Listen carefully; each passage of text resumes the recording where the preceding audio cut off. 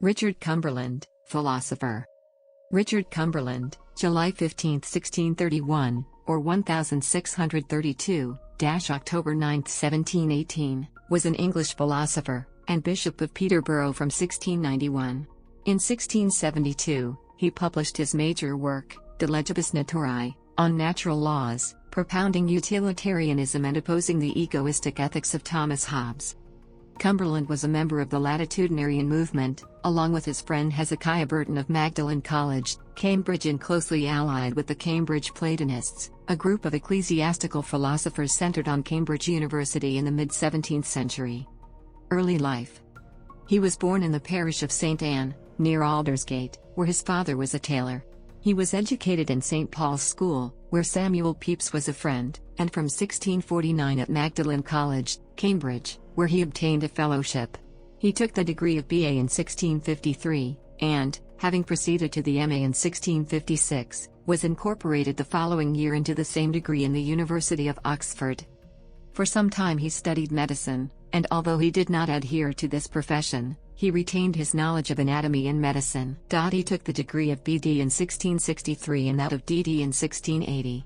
Among his contemporaries and intimate friends were Hezekiah Burton, Sir Samuel Morland, who was distinguished as a mathematician, and Orlando Bridgeman, who became Lord Keeper of the Great Seal. Cumberland's first preferment, bestowed upon him in 1658 by Sir John Norwich of the Rump Parliament, was the rectory of Brampton Ash in Northamptonshire. In 1661 he was appointed one of the 12 preachers of the university. The Lord Keeper, who obtained his office in 1667, invited him to London, and in 1670 secured for him the rectory of All Saints at Stamford. In this year Cumberland married Anne Quincy. He acquired credit by the fidelity with which he discharged his duties. In addition to his ordinary work he undertook the weekly lecture, De Legibus Naturae. In 1672, at the age of 40, he published his earliest work, entitled De Legibus Naturae. It is dedicated to Sir Orlando Bridgeman, and is prefaced by an Alloquium ad lectorum, contributed by Hezekiah Burton. It appeared during the same year as Pufendorf's De Jure Naturae et Gentium, and was highly commended in a subsequent publication by Pufendorf. Stephen Darwall writes that the others being Grotius's On the Law of War and Peace, and Pufendorf's De Jure Naturae. It has been described as a From the Cambridge History of English and American Literature in 18 volumes, 1907-21. An English translation of the treatise was published in 1727, by John Maxwell. Other works. Cumberland next wrote an essay towards the recovery of the Jewish measures and weights, 1686. This work, dedicated to Pepys, obtained a copious notice from Jean Leclerc, and was translated into French.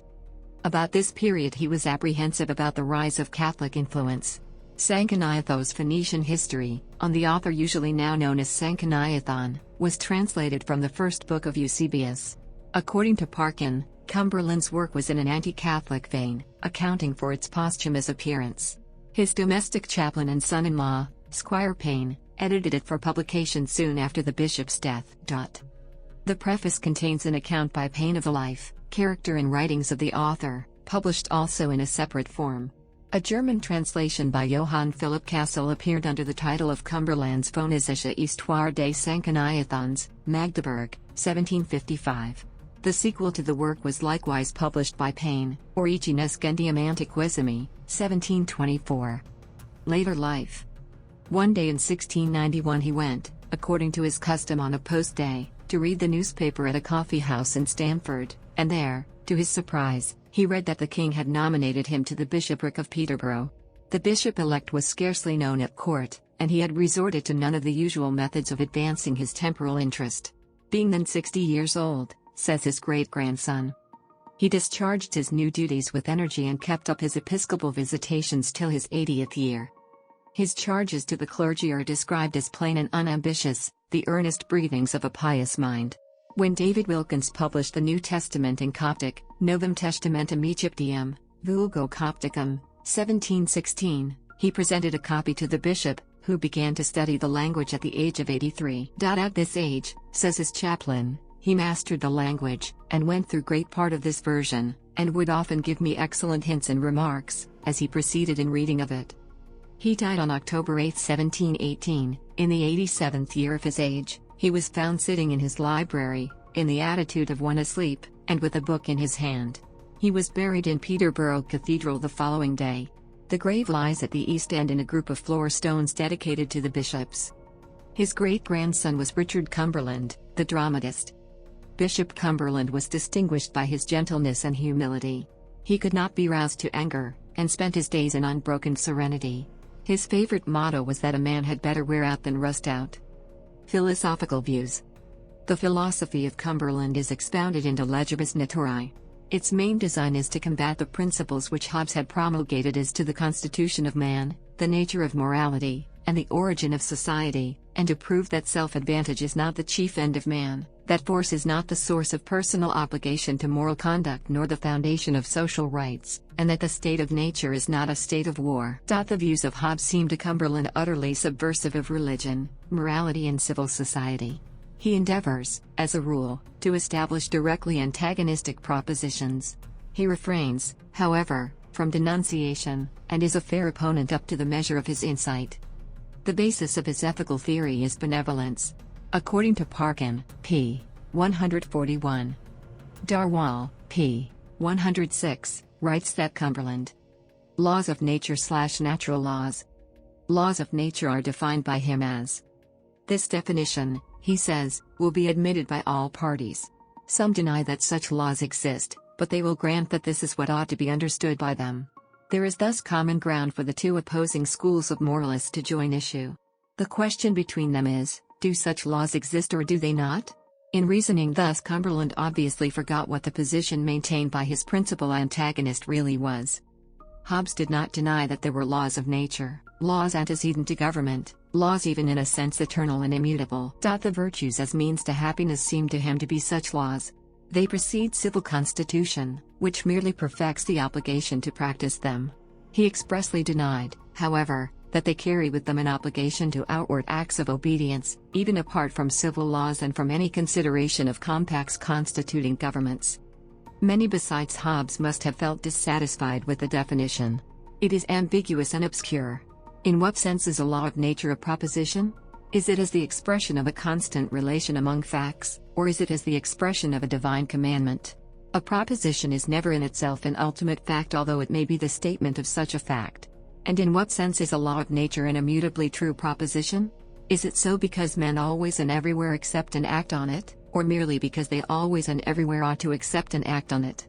The definition, in fact, explains nothing. The existence of such laws may, according to Cumberland, be established in two ways. The inquirer may start either from effects or from causes. The former method had been taken by Hugo Grotius, Robert Sherrick, and John Selden. They had sought to prove that there were universal truths, entitled to be called laws of nature, from the concurrence of the testimonies of many men, peoples and ages, and through generalizing the operations of certain active principles. Cumberland admits this method to be valid, but he prefers the other, that from causes to effects, as showing more convincingly that the laws of nature carry with them a divine obligation. It shows not only that these laws are universal, but that they were intended as such, that man has been constituted as he is in order that they might be. In the prosecution of this method, he expressly declines to have recourse to what he calls the short and easy expedient of the Platonists, the assumption of innate ideas of the laws of nature.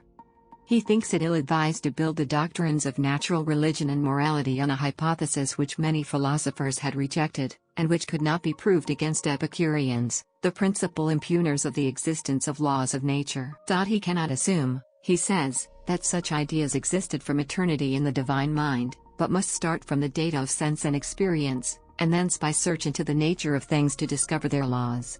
It is only through nature that we can rise to nature's God. His attributes are not to be known by direct intuition. He, therefore, held that the ground taken up by the Cambridge Platonists could not be maintained against Hobbes. His sympathies, however, were all on their side, and he would do nothing to diminish their chances of success. He would not even oppose the doctrine of innate ideas, because it looked with a friendly eye upon piety and morality. He granted that it might, perhaps, be the case that ideas were both born with us and afterwards impressed upon us from without. Ethical theory. Cumberland's ethical theory is summed up in his principle of universal benevolence, the source of moral good. No action can be morally good which does not in its own nature contribute somewhat to the happiness of men. Cumberland's benevolence is, deliberately, the precise antithesis to the egoism of Hobbes. Cumberland maintained that the wholehearted pursuit of the good of all contributes to the good of each and brings personal happiness, that the opposite process involves misery to individuals including the self. Cumberland never appealed to the evidence of history, although he believed that the law of universal benevolence had been accepted by all nations and generations, and he abstains from arguments founded on revelation, feeling that it was indispensable to establish the principles of moral right on nature as a basis. His method was the deduction of the propriety of certain actions from the consideration of the character and position of rational agents in the universe. He argues that all that we see in nature is framed so as to avoid and reject what is dangerous to the integrity of its constitution, that the human race would be an anomaly in the world had it not for end its conservation in its best estate, that benevolence of all to all is what in a rational view of the creation is alone accordant with its general plan, that various peculiarities of man's body indicate that he has been made to cooperate with his fellow men and to maintain society, and that certain faculties of his mind show the common good to be more essentially connected with his perfection than any pursuit of private advantage. The whole course of his reasoning proceeds on, and is pervaded by, the principle of final causes. Utilitarianism. He may be regarded as the founder of English utilitarianism. His utilitarianism is distinct from the individualism of some later utilitarians. It goes to the contrary extreme, by almost absorbing individual and universal good. To the question, what is the foundation of rectitude? He replies, the greatest good of the universe of rational beings. This is a version of utilitarianism. Nor does it look merely to the lower pleasures, the pleasures of sense, for the constituents of good, but rises above them to include especially what tends to perfect, strengthen and expand our true nature. Existence and the extension of our powers of body and mind are held to be good for their own sakes without respect to enjoyment. Cumberland's views on this point were long abandoned by utilitarians as destroying the homogeneity and self-consistency of their theory, but John Stuart Mill and some other writers have reproduced them as necessary to its defense against charges not less serious than even inconsistency. The answer which Cumberland gives to the question, whence comes our obligation to observe the laws of nature, is that happiness flows from obedience, and misery from disobedience to them, not as the mere results of a blind necessity, but as the expressions of the divine will. He claims reward and punishment is the natural law, when in reality, logical consequences are the only natural law, because no one has to be there, they happen on their own, as the logical consequence of an action. They could be either good or bad. Reward and punishment.